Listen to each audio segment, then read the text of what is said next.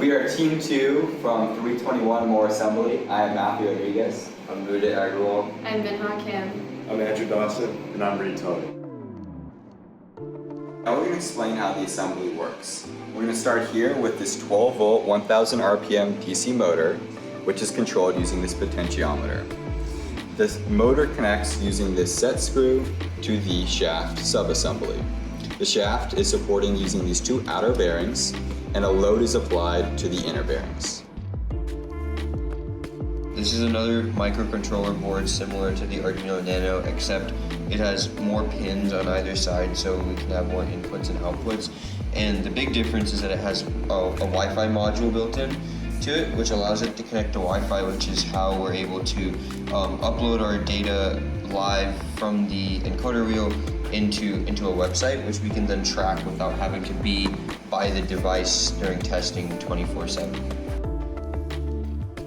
Here we have our encoder wheel, which is essential for data collection for RPM and number of cycles. This optocoupler is what takes our data and sends it to our SD card here. Now you might be wondering, how are you going to see what the RPM and the number of cycles are?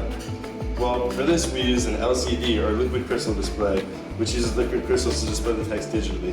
An additional challenge was the number of wires. You can see on the back here, on one side there's a ton of wires, but on the other side there's not. The reason there's not on this side is because we use an I2C device that uses only 2 input and output pins. Instead of using verified weights to apply a known load onto the bearings, you can attach a load cell to a string, and as you can see here, there's a ladder that allows for different tensions in the string to apply a load. The tension in the string is read by the load cell and was used by the amplifier and an Arduino Nano to display the value of the average force onto an LCD screen.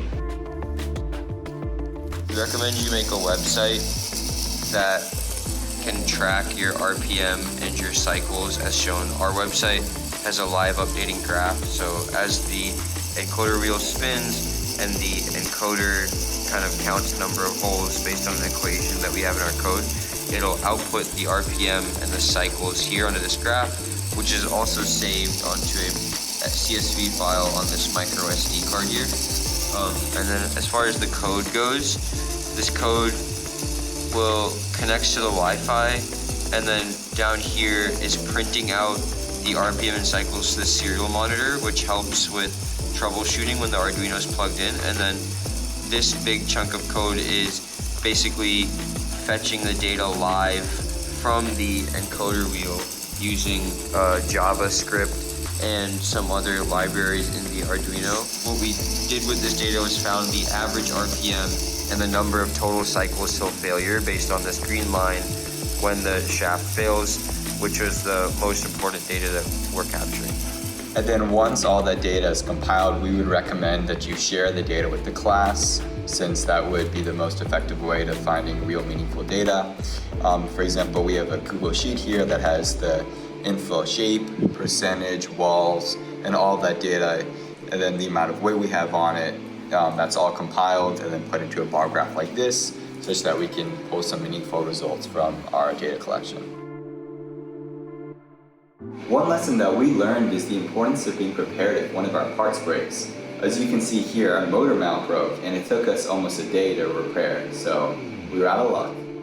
Another lesson that we learned was making sure that you can troubleshoot your wires easily, and the best way to do that is to first, when you're working on a breadboard, make sure that from any one part to another part, all the inputs and outputs are different color wires so you can follow them easily.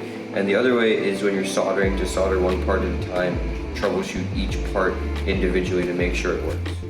A third lesson we learned was the importance of tolerancing our 3D printed parts. The printer prints these parts a little bit bigger than expected, or not exactly the right size, so we ran into a big issue where things like our encoder wheel wouldn't fit onto our shaft. So it wasn't until after we toleranced these parts that we got the perfect fit and we were able to run our tests. Another lesson that we learned is the importance of making protective pieces for your electronics. When these delicate wires come together, it's very easy for them to break. And when you don't have protection for them, that's going to cost you a lot of time when you have to resolder or replace a part. Thanks for breaking some shafts with us.